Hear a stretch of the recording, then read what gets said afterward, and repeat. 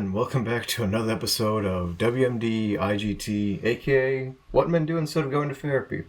I'm your host, Chris, aka Boo Habib. You can find me on Twitter, etc.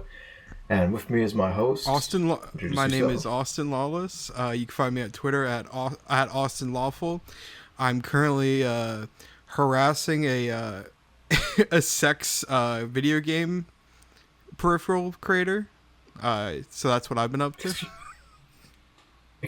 You're gonna have to run that by me again. There's this company that create a peripheral that jorks your peanuts.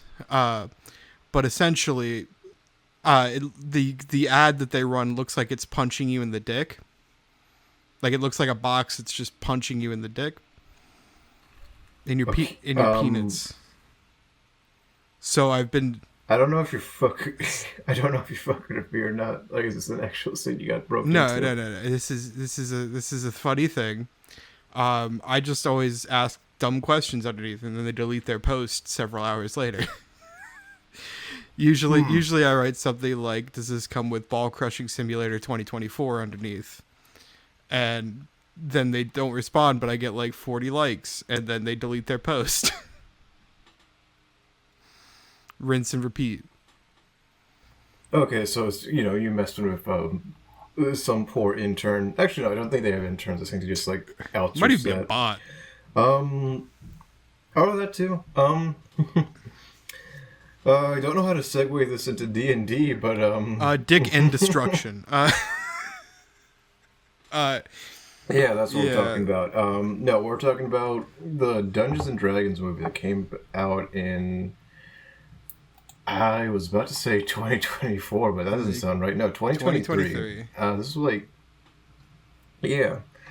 I think it's like one of the few movies I saw, like, and that was still like during, I wouldn't say peak pandemic, but I mean, it was still definitely ongoing. The COVID is over joke had started already. Like, it had been going for a while. I actually got COVID in 2023, funny enough. Same. Although it was not from seeing this in theaters. No, I saw this in theaters, and I gotta say, great watch in theaters. If people ever get a chance, I think that's the way to actually watch this movie for the first time. Obviously this movie came out a year ago, so not really an option anymore, but I think this is a great theater movie. Listen, if we can bully Sony into re-releasing Morbius, we can probably get this back in theaters at some point. Yeah, I could see. I'd hope it at least gets an anniversary release, or you know what? It's probably still in some dollar theaters. Yeah, you could probably find a rare filming of it. Not filming, Jesus. A rare showing of it. All right. We actually do have like an intro written up for that one. Yeah. So, Dungeons and Dragons: Honor Among Thieves, directed by Jonathan Goldstein and John Francis, written by the two of them and Michael Gillio. The film follows the bard Edgin, played by Chris Pine, and barbarian Holga, played by Michelle Rodriguez, as they put together a team of adventurers to pull the heist of a lifetime, accompanied by a sorcerer played by Justice Smith and a druid played by Sophia Lillis. And that's like the gist of it. There is, yeah, as we know, it's set in the Forgotten Realms, which to normal people is the D&D world. And for those who, well, I assume like for now, like at this point, you're more familiar with it as, the setting of Baldur's Gate 3. Yeah, or the game the kids in Stranger Things play. Yeah. It is kind of insane how, I don't know, I think I was thinking about this like as I was playing Baldur's Gate when it first came out, and like there was like this massive just boom of like interest in D&D, and I was like, man, this movie would have done so much better if they just like kind of delayed it a little more. Well, you say that, but it's really kind of a set. Well, one, don't forget Baldur's Gate's beta was originally released in like 2021. I mean, so the game was like playable through the entire like time. Like you could play a version of the game from 2021 till their full release. Yeah, but I Yeah. mean, Oh no, it blasted. Let me make this clear. This was a second large wave of new D&D players. As someone who came like in that like 2016, 2017 like podcast wave of D&D players.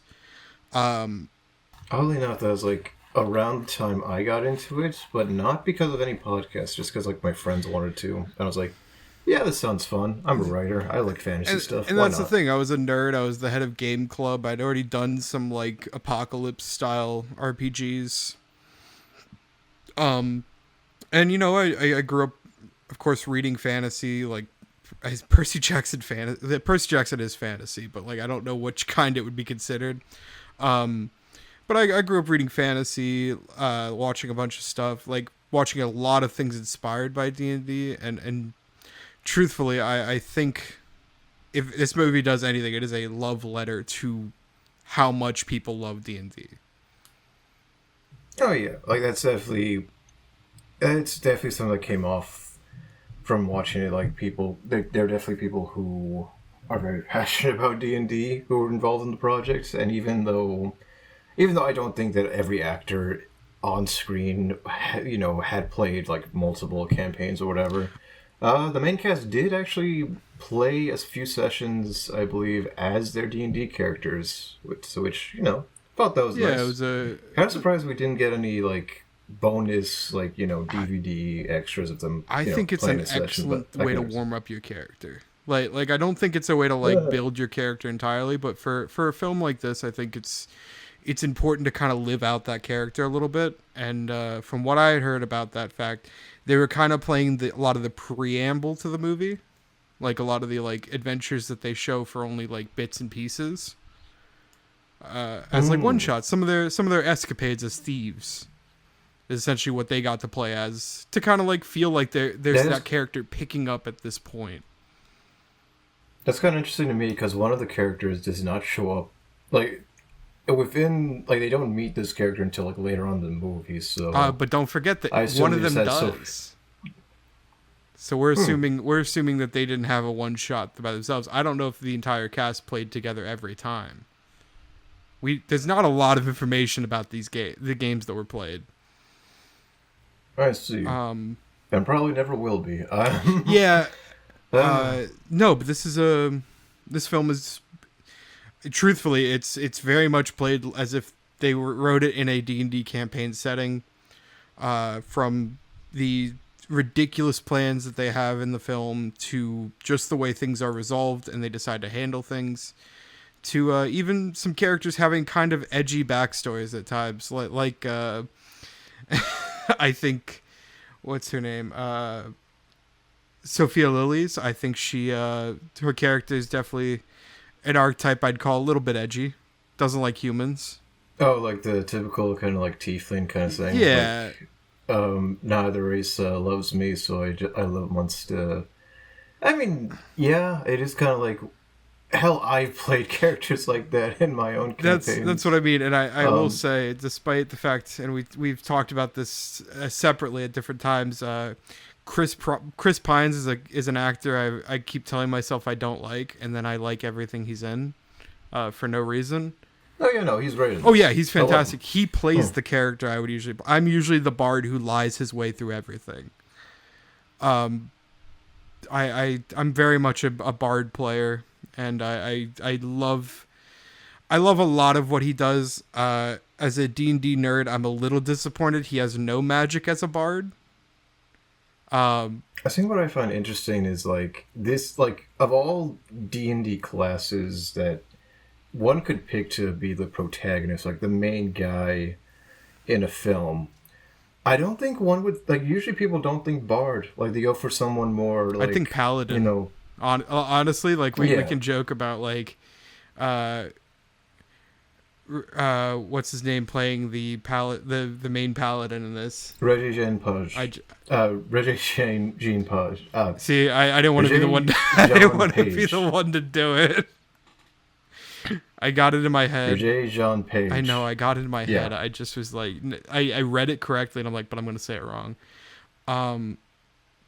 No, in fact, I think that's a lot where they're like their chemistry with each other happens. Is these two characters meet, and Chris Pine's character kind of hates him. But As one but he hates does. him for all the things he kind of hates it. He kind of being around him points out the reasons he hates himself. With like loyalty, greed, working for the better good, like things that he describes that his character once embodied at least a little bit. Like it's more like like the stereotypical like good guy protagonist, like the chivalrous hero. Yeah, Whereas he's a he's a bard who is a thief, for lack of a better which term. he's described as at one point being a harper, which is like a kind of an undercover, like not even cop, just like do-gooder. Um, Let's go with the D&D CIA. Actually, no, that's a that's terrible worse. I example. think that's worse than just calling him a cop. That- yeah. But basically, he's just kind of there to maintain the balance, make sure people aren't getting people aren't going crazy, overthrowing governments, stuff like that. Just think of like the White Lotus from Avatar is the idea, I guess, behind the Harpers. Oh yeah, that's a much better Yeah, example. That's a much better they're kind of comparison. operating in the background, and essentially the canon event of this is his wife is killed by these red mages because of his work as a harper. And that's kind of his driving force is to, and this is like the first 10 minutes of the film, to revive his But they have his wife. That's as far as I'm willing to go with in terms of plot, but yeah. We won't go into spoilers yet, but they do I will say one thing. There's definitely a lot of moments where it feels like, those moments. Well, again, this kind of shows us, like, as the D&D nerds we are. There are a lot of moments that definitely feel like the DM doing a quick exposition dump for the players, which it makes it definitely feel like D&D, but for others, I think it might be more jarring. You might. But I don't think it really. Oh, I think people who don't like D&D would like this movie. It's a fun movie. Truthfully, I don't think you should expect it to be a tearjerker. But I think it's a fun movie. Definitely written by some Blade Runner nerds as well, though. I don't know if you noticed it, but Are you saying that because there's a dragonfly throughout the film that actually points towards what's a lie and what's the truth. It's very interesting. I caught it a little bit my first watch. The second watch, I really was paying attention to it. I'm trying to think, because like when I was trying to do some research, because like the writers do, and as we can, like anyone who has kind of like a vague idea of D&D and film, there have been a lot of attempts to do another D&D movie since the last ones.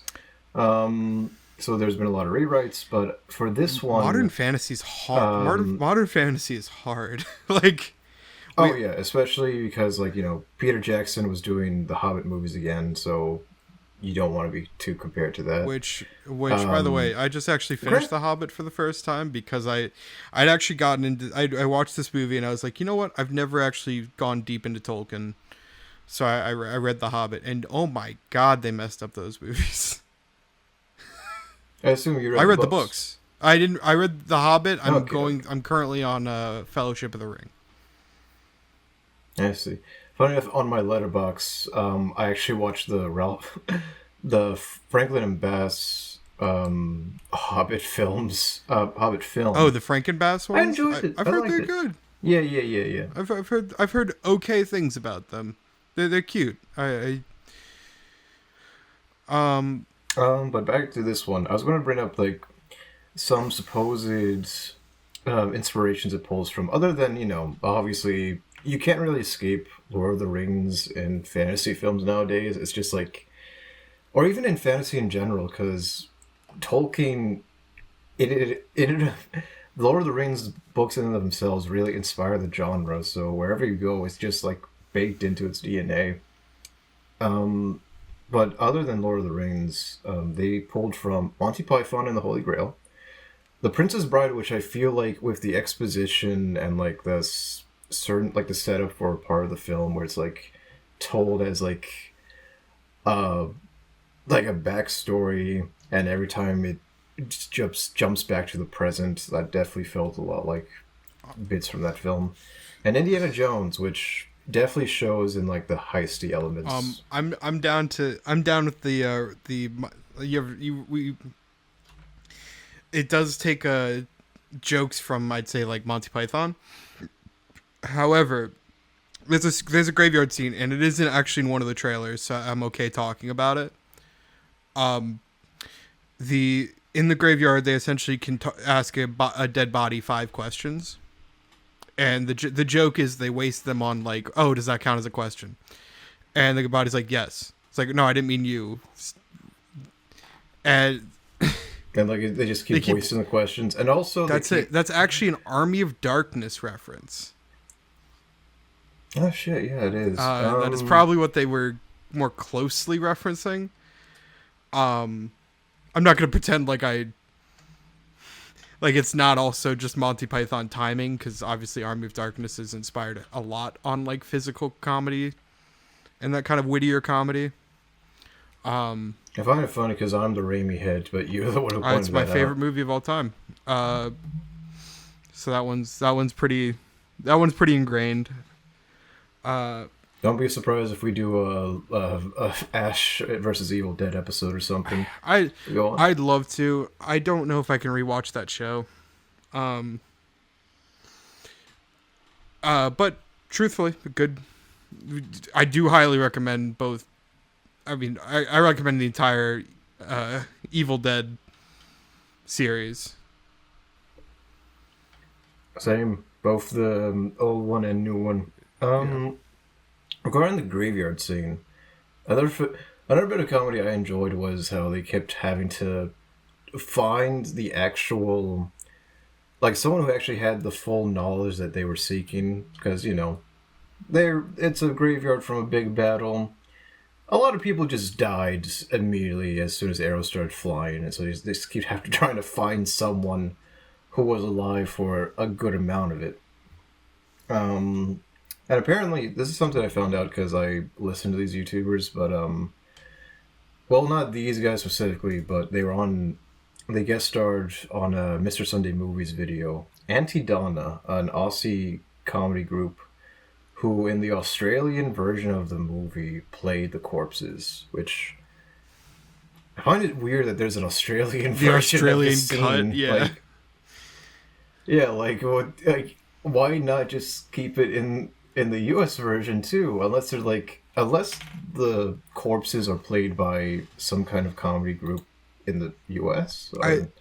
I don't think so. I didn't recognize any of the voices. I think we discussed this in one of our planning meetings before we even watched this, that this movie is like highly like people wanted to be in this, and not just like people in the like D&D space.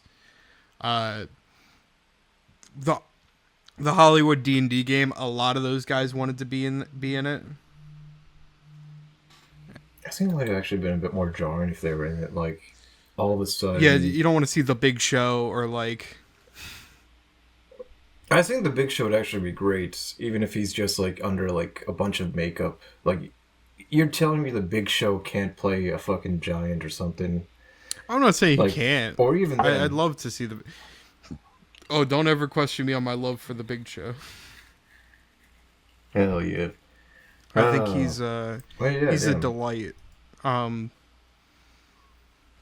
It definitely would be jarring if like Vin Diesel just showed up out of nowhere. I think that would just taken me out. Oh yeah, like if it was him in that cameo later in the movie, I was like, that's Vin Diesel. There's a version of this movie where Vince Vaughn plays one of the main antagonists, and I think that would have been fantastic. But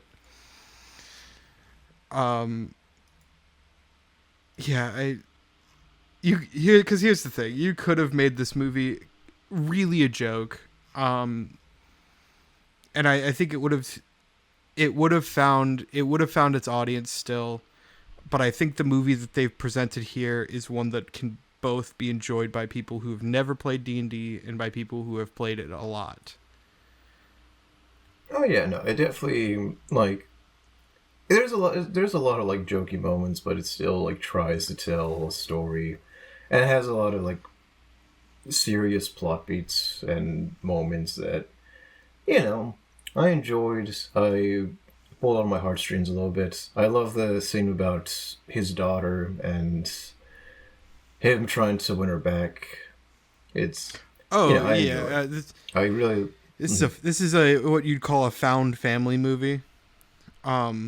yeah, which is kind of like a very core D&D kind of story.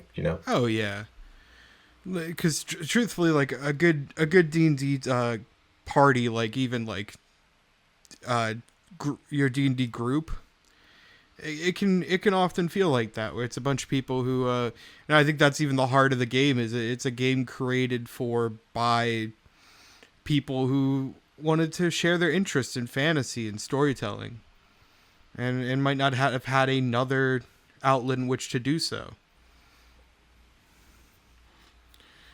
Man, it's always like I hear people who like their campaigns will go on for like years, and that's always nice to hear. Like you still, no matter how far apart people might drift, they still decide to get together once a month, every other month to play a nice little game together. Oh yeah. Um, mm, do we want to get into spoilers now? Yeah. Let's give it a short pause here. If you haven't seen the movie, please go watch the movie. This is your last warning. Oh, We are absolutely. going. And We are like, going to start talking about the end of the movie.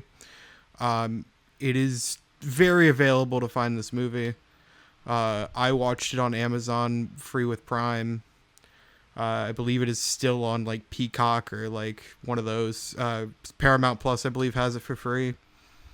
With you can try finding one of those abandoned red boxes. Try to get a I'm copy sure out it's of out. that. I'm sure it's still in a red box somewhere. This movie is very findable still. So if you want to watch it, I recommend you do before we get into this. So let's give it a pause. All right, I Yeah, think yeah, that's good that's to go. a good pause. And yeah, yeah, yeah.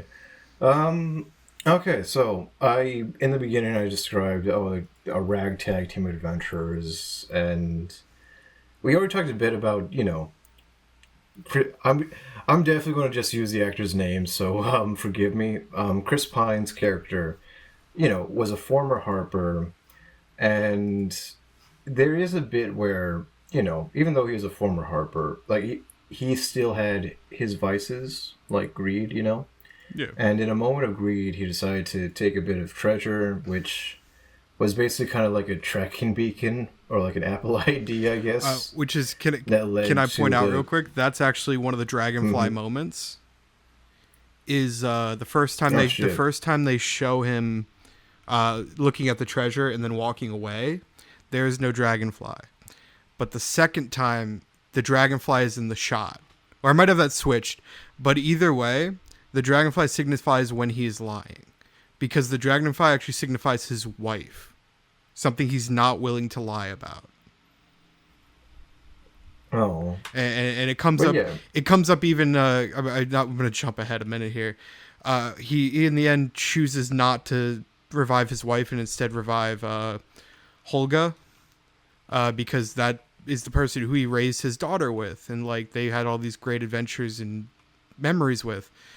And he kind of goes. It kind of ends with him holding the tablet of revivification or whatever, and the dragonfly lands on the tablet and then flies away, and it's kind of a signal of like it's time to let it go. yeah, Yeah. like just like I'm sure she's fine. Move on. No need to drag her screaming soul down from heaven Yeah. or up from hell. Well, We don't know what life she well, led. and truthfully, the movie even discusses it in terms of like he's not really trying to bring back his daughter's mother. He's trying to bring back his wife. Like, yes, Yeah, he's selling it as like this great thing for his daughter, but at the heart of it, it's kind of a selfish thing. His daughter was a baby, And as far as she has ever known, Helga is her mother. Yeah. Well, auntie, Well, because they're not very clear on together, like. but also that doesn't make the difference. This woman raised her. I know. This woman raised her. She is obviously more connected to her than her actual mother.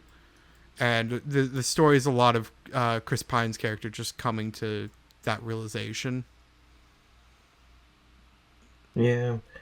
That one also, as I was saying with the cursed treasure thing, leads the Red Wizards to his house, and the reason his wife is dead is in part, because he stole that treasure and, led them to his abode. And it also leads to him leaving the Harpers and starting, life of skullduggery and thievery with, Holga, the I barbarian. like the line when they show them meeting, where he says, "It's funny how everything you've ever wanted can be the separation between you and everything you ever wanted could be as thin as a pane of glass as they're smashing like a storefront window." It's such a good line for what is essentially, I'd say, a throwaway in the first 3-4 minutes of the movie. Like we're talking, your popcorn is still warm at this point. Like, I love that, like, I love that the characters are all kind of just like, they're in it for the money. Like it's very much like how a lot of players play D&D. And it's like kill shit, grab loot. Although none of them are like murder hobos, which for those unaware is like a term for any kind of player who just is in it to rack up kills, even if it's just. I'd like to make up one. I'd like to make one concession that is so funny, and it made me think of D&D campaigns of old, and that's that in the beginning they said they never hurt people, which I think is a lie from him. I think they obviously do, to a point. But her later, there's a scene with Helga where she's dipping people's faces into like molten metal, and all I could think in my head was, that was a non-lethal attack, though. Yeah, D&D is funny. Where all it takes is a player being like, "Oh, that was don't DM, that was non-lethal though." It's kind of like how in video games where you're playing like Batman or Spider-Man and you clearly throw a person off the roof and it's like, oh, they're fine. They're just a vegetable now. They're still technically alive. Yeah, they're still technically alive. Can't walk again, but they're alive. Damn, I didn't do anything wrong. They're still alive. Yeah. Continuing on with the movie, there is a moment where the original, like the OG crew that they're a part of, Michelle Rodriguez is Holga the Barbarian, who is from like this Amazonian tribe of barbarians who she's a pariah of because she married an outsider who we see later on. Not married. I don't think she ever says married. I think they got married. I'm pretty sure. Yeah. I don't think they did. Because they never use the word, and I always have to strike it as that because all she says is, "I left the tribe because I loved you." I'm going with the Wikipedia because it lists him as the ex-husband. Damn. All right. Yeah, I'll give you that.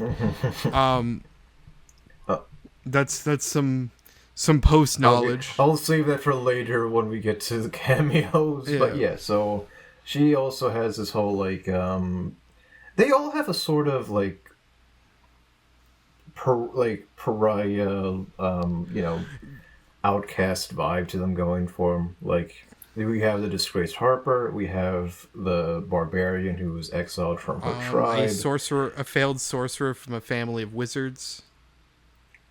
Yeah. Like Justice Smith's character, who this is before he played the main character in the movie title I cannot say.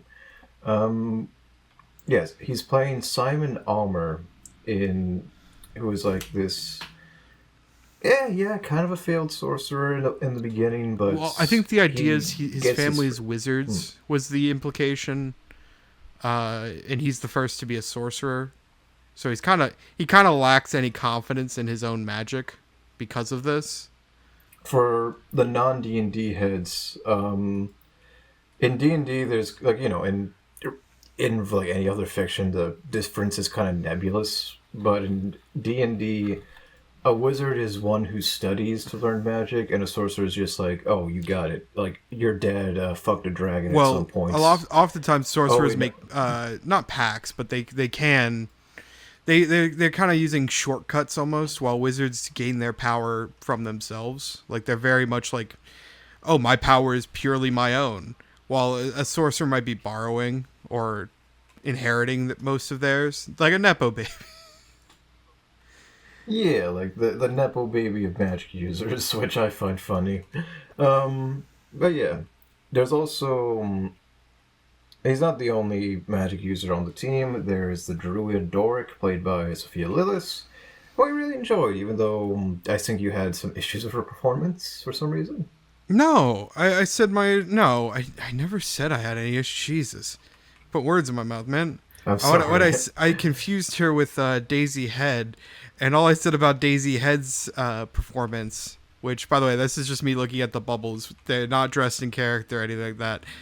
Um, the the problem I there was not even a problem. I just said Daisy Head's character was very unnerving, which is not anything.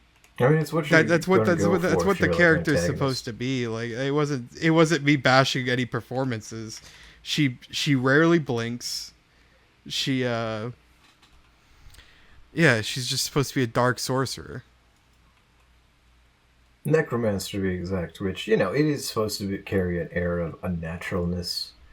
Um, in regards to the crew, the last one is played by, I think maybe like the, maybe not the biggest actor in the cast, but definitely one of the bigger names. Hugh Grant as Forge Fitzwilliam the Rogue, who turns out to be one of our antagonists as he betrays As he the portrays group his character, and Hugh Grant. yeah, Hugh Grant is Hugh Grant. Yeah, he ends up like because they got caught on their last heist. Chris Pine and Michelle Rodriguez, the actors get sent to prison, but Hugh Grant's character Forge swears that he'll raise daughter of Chris Pine, Well, not even and he he does he just so. says he'll protect her. There's no like Yeah, I mean, protect, raise, it's still, yes, same yeah. difference. Like, if you're the parental figure now, you're the guardian of that child. And I assume that's more than just, like, looking, like, just, like, protecting her from harm's way. It's also, making sure she's going to Oh, but school. he And does way more than just like this man decides he's going to take it upon himself to make it so he is the only important person in her life. yeah, basically, like, steals his daughter and also, like, turns her against her father by saying, like, trying, like, instill lies that, oh, her father was in it for the money, wasn't like didn't Jesus. reveal that he got didn't reveal that he got arrested trying to get something to bring her mother back. Yeah, Yeah, sorry. There's a large like, lightning strike right outside my window. oh shit. Scared Yeah, he's scared me to death. My bad. our co-host is currently being attacked by Yeah, wizards. Yeah. they're after me. I too many secrets. Oh yeah, it turns out that I think at some point it's revealed that all along he was like he sold out his old crew and was working with the wizards that were mentioned in the beginning. Oh yeah, he. Who in turn, backstab him. I think it's really fun. Like, His end goal is really funny to me. Because basically he does all this shit and just ends up in the exact place where the main character started, but with very little prospects of anything ever changing for him. Mostly because the world thinks he's an asshole. Partially yeah. because he's an Also, asshole. because the wizards like install him as essentially they call it a lord, but it's essentially like a mayor in the setting of Neverwinter, which I'm trying to think of like another character that's from Neverwinter because I know I could have a lot of no campaigns no take place in not Neverwinter.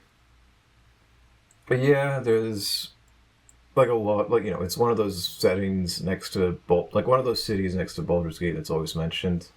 I don't think any characters in Baldur's Gate are from there, but there is like mentions of Neverwinter and all that.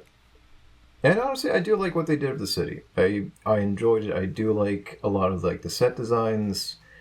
Um, I can definitely say it feels more of its own thing than like generic Tolkien, if that makes sense. But yeah, the wizards install him as a lord. He gets all these riches. He decides to bring back these grand, what's essentially gladiatorial tournaments in the city. Unbeknownst to everyone else, the wizards are planning on releasing this grand plague and turning everybody into a mindless zombie. And so, not only do our heroes need to rescue Chris Pine's daughter, they must also stop that. Oh yeah. And so yeah. Yeah.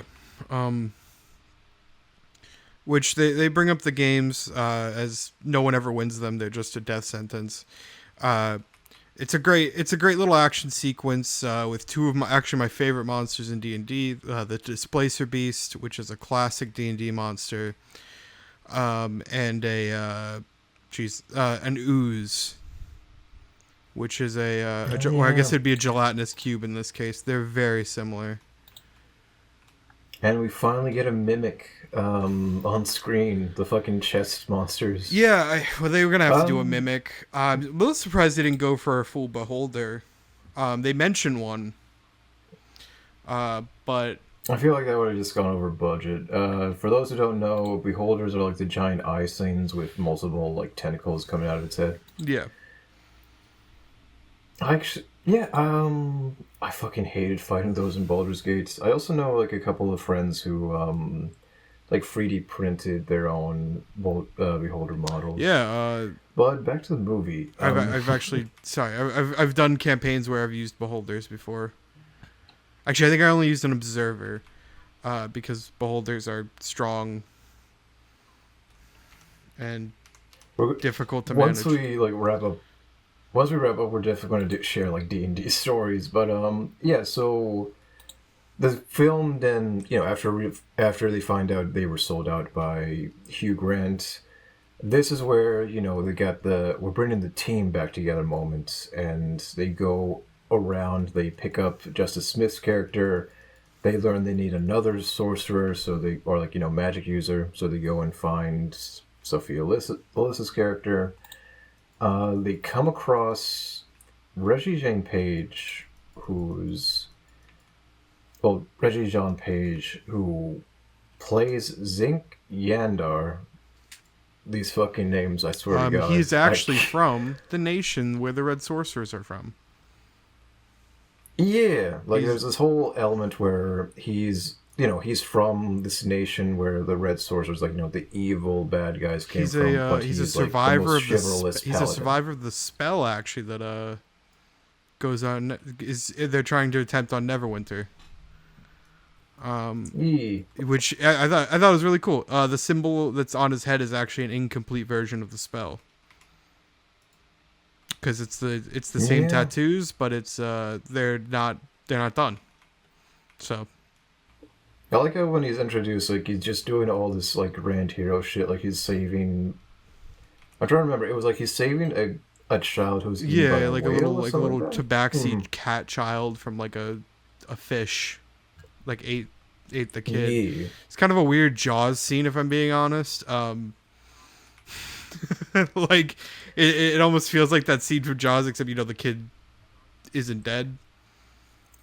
And also it sounds like I've never seen Jaws. I know the kid also isn't in the shark in that scene, but regardless, I really like the little acts of things he does. He basically also saves. He walks into a homeless guy and it's here's all the money I have or something like that. It's yeah, because he's basically the opposite of Chris Pine's character, who's his eyes are on the bag. Average paladin paladin player.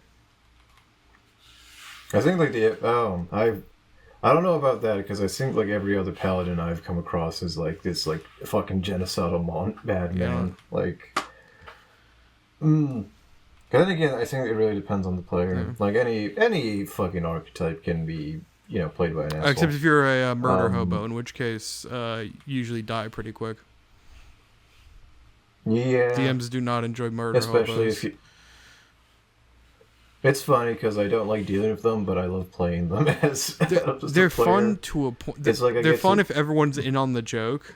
The problem with murder hobos is often they are people trying to inhibit the progression of the story. Sorry, we could talk a lot about like mechanics of different types of characters you can play. We'll save it till the end, but back to the movie. So yeah, they get the so yeah we have like the amassing the crew together. It's really is kind of like just like a heist movie in a fantasy movie. So they do this. They have this grand plan to sneak into the tower. We get this funny scene with like this failed illusion spell eventually kind of just like going wrong, and Chris Bond's stuck saying fuck fuck fuck fuck fuck fuck as it's melting in front of the guy's eyes, and they're just like fucking horrified as they see a guy melt in front of Oh them. yeah. Mm-hmm. What else? What else? Yeah. Our heroes save the day. I think they get full pardons at the end as well, and our our lovely our lovely Lord Hugh Grant. I know he has the simplest name out of everybody, but I'm just going to keep calling him Hugh Grant. Yeah. Is sent to the same prison that he sent Chris Pine and Michelle Rodriguez to. Yeah. Mm. Which actually leads to one of the best jokes in the film, where he tries to escape the same way they did in the beginning. I'm not going to ruin it. It's fantastic. Oh yeah, no, watch the movie. There's so many Definitely. It's a moments. great joke. The way they defeat the main red sorcerer lady, fantastic. Very, very indicative of how people actually play D&D. I like characters that come up with real solutions to mystical problems. Like, I think more Yeah, this movies makes need me... to do that, where they just let their characters think of something smart. Like, and not just be like, oh, here's my MacGuffin. Like, keep in mind, Austin, that requires for writers to also be smart. I'm just saying it. Like, you want to talk about like a moment of like there was a setup that something could happen here, and didn't, but the actual actions that take place were not talked about previously.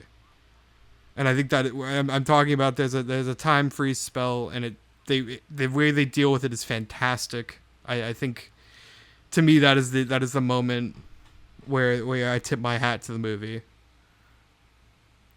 Hey, yeah. Overall, like, it's funny because I did a letterbox review of this film when I saw it, and it was like 3.5 stars. It's alright, but I do kind of regret making those like one sentence jokey letterbox reviews. I enjoyed this film a lot. I definitely recommend it. Go see it if you can. See it through legal means, and maybe there's a chance we'll get a sequel. Maybe not with the same cast, but I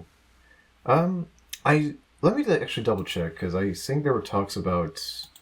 Let's see. In July 2023, Paramount Pictures CEO stated in an interview with Variety, a sequel may have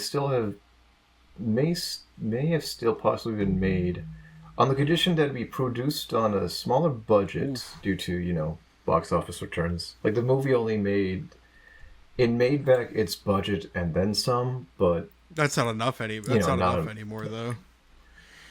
Yeah, no. If it's not like massive success, it's just you're fucked. If this movie sadly. ends up just being a nice little love letter to a game that a lot of people play, and a one-off miracle, then so be it. Like, yeah, I could definitely see it being more like a cult classic. I'll definitely watch it again. I think I can say that for sure. This is an action movie where I don't find myself bored at any particular point. The characters are engaging.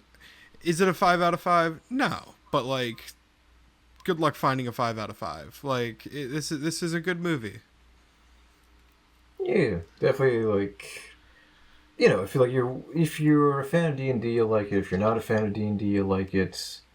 Um, I was also going to bring up there were talks about a spin-off TV show, but um, I think that's like dead in the water because one of the companies got sold off to another conglomerate, and It's a shame because rights. with that and Larian saying they were not going to make another Baldur's Gate, uh, I guess we're just waiting to see the fate of and also D&D in a weird transitional period between their versions. I guess we're kind of in a limbo right now with this IP. Granted, that might just because like working with wizards is a fucking nightmare. Like, Yeah, has like we had um, joked about it. Hasbro is all over this film. I don't think there was more than a minute of credits that didn't involve some kind of Hasbro VP or someone being named, which is fine. They own the IP, but like it, they want to very much pretend that this is their thing. While this movie reads as fans wanted to make this, made it on their budget, and then presented to Hasbro for the stamp. Like I don't think, and don't get me wrong, I could be very wrong. Hasbro could have hands in like helped design this entire thing, but I don't know. They yeah. also, if I would say one thing, not a lot of community references, to my knowledge. A lot of D&D IP What do you mean? references.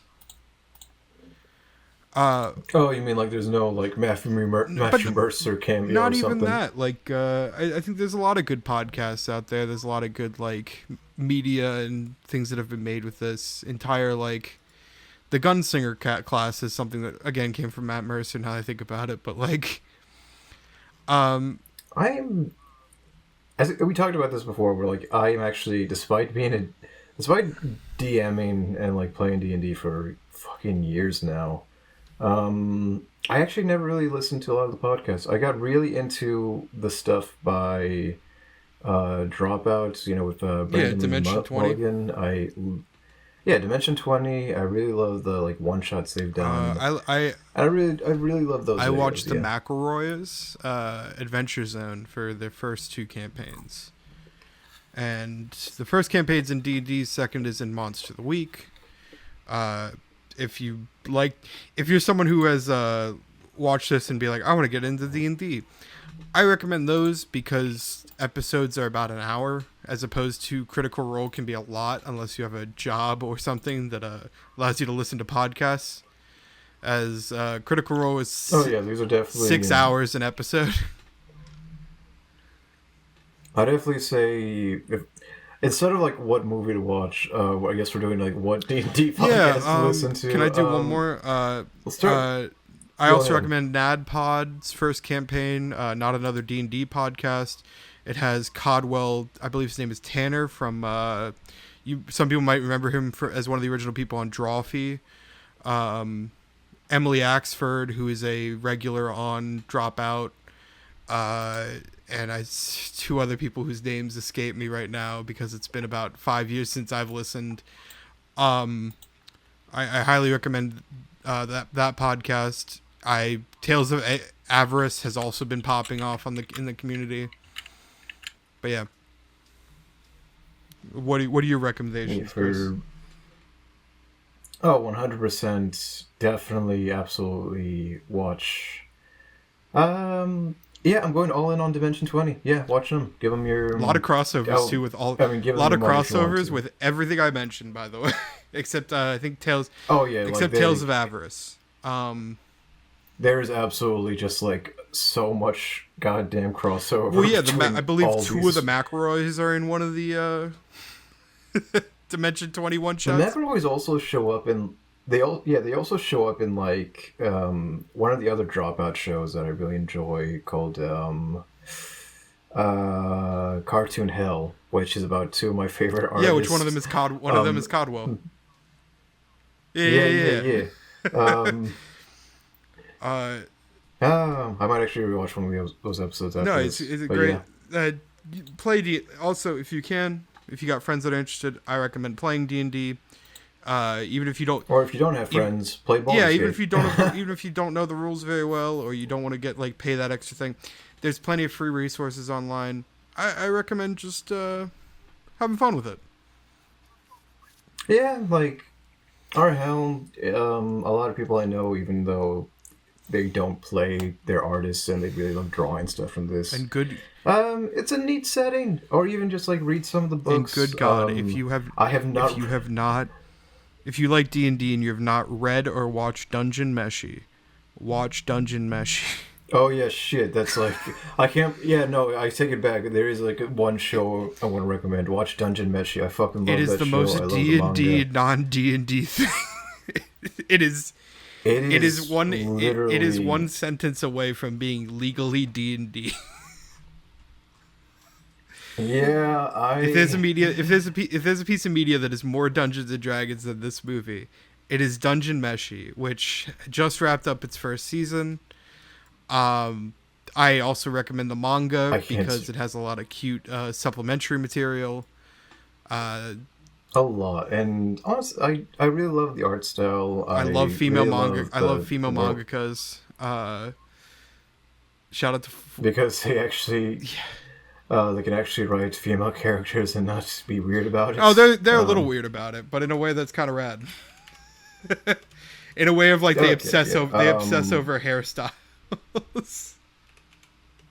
I'll say this: there's like I really love how Ryoko Ku, or Ryoko Kui, or I'm pulling it up as we I'm speak. terrible with names. Anyway, I really enjoy her art style. I really enjoy the designs. A lot of people have noted that there are different cultural inspirations for a lot of the characters, and it's just I love it. A lot of my friends love it. We watch it together. It is a love letter to fantasy. A shit ton of my friends are trying to get me to run like Dungeon Meshi themed D&D one shots for them, and it's like, oh god. All right. Well, it's like one group that I'm doing it for, but anyway. Right. I think we before we go off, well, any D&D stories you want to share, Austin? Nah, I think I'm gonna have to save those for another episode. Damn, I wanted to share how like my first character died, which is in hindsight kind of funny. I mean, we get yeah. You know what? We'll count that as future bonus material. If people like us talking about D&D, we can find another piece of D&D media. Yeah, sure. If like the Q&A thing at the end, if people say they want to hear that, sure. Yeah, like again, you can find me at Austin Lawful on Twitter. Feel free to message me. If you're interested in any of this, we can make some. I'd be down to do some Q&A stuff. Yeah, you can find me at Bouhabib on Twitter, BOU7BB. I guess you can try messaging me. I am more reserved, but sure. You can find me at El Moralero, ELMORALERO on Instagram, and that's about it. Yeah, and you can. I don't think you can find the podcast anywhere but on your favorite podcatcher right now. I'm working on that. Yeah, we gotta revive. We gotta revive the monster that is our social medias. But did you put up an Instagram yet? No, I gotta do that today. I'm gonna do that probably after we hop off. I gotta make some calls and then I'll probably start setting up the Instagram again. Yeah. All right. So, night, everybody. Have a good time. Enjoy whatever holiday this might be released around or on. So yeah. Yeah. Ciao. Yeah.